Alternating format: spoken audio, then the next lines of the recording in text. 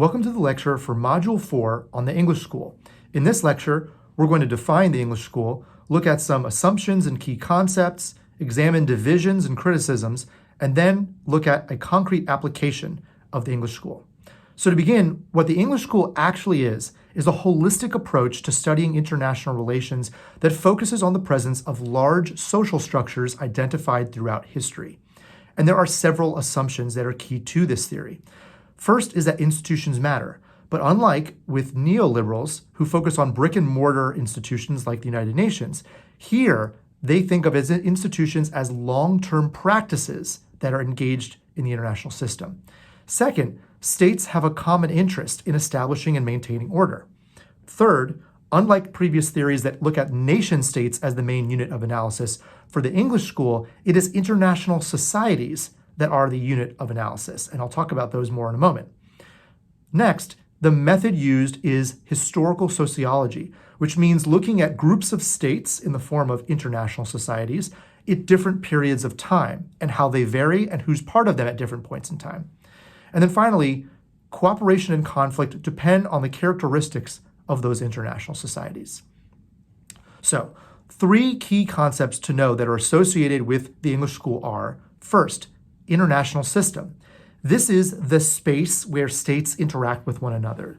Once states start interacting with one another, then we can say that there is an international system. But if there was only one state or there were no states, there wouldn't be an international system, so to speak.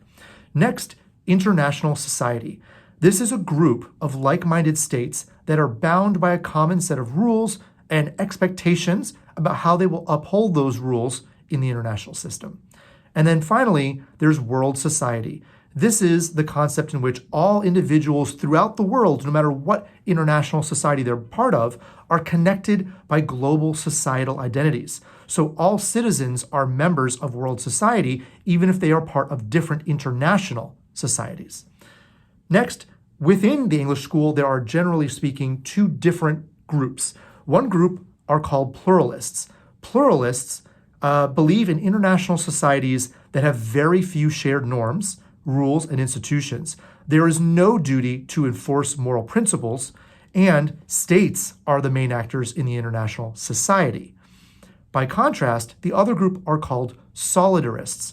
These are groups of people who believe that international societies have a high degree of shared norms, rules, and institutions. They believe that there are, in fact, common duties to achieve global justice, and that individuals are the main actors in international society. And so the main sticking point here is that pluralists believe in many different ways of thinking throughout the world and many different groups that don't necessarily see eye to eye and also don't believe that they have the same obligations to act where there are injustices. Whereas solidarists believe that people are inherently unified and that there are obligations to act where there are moral crises in the international system. There are a few criticisms worth mentioning here as well. One is that it is unclear where the international system ends and the international society or societies begin.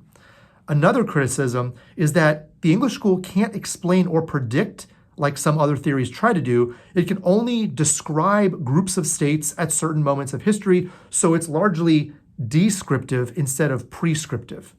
And then finally, it tends to be biased toward Western countries where they consider themselves to be civilized and inherently more moral than non-Western, uncivilized countries.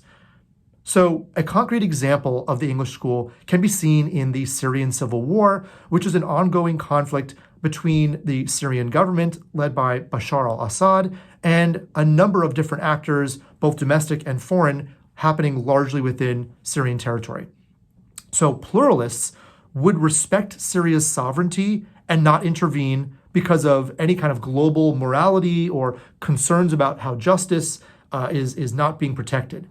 Whereas, on the other hand, solidarists would intervene or support an international intervention on the basis of an obligation to protect human rights. So even with this concrete example, we can see that within the English School, there are different groups of scholars who would examine what kinds of obligations states might have, what sorts of reasons there would be that would justify intervention, but they clearly disagree about that even within the same school.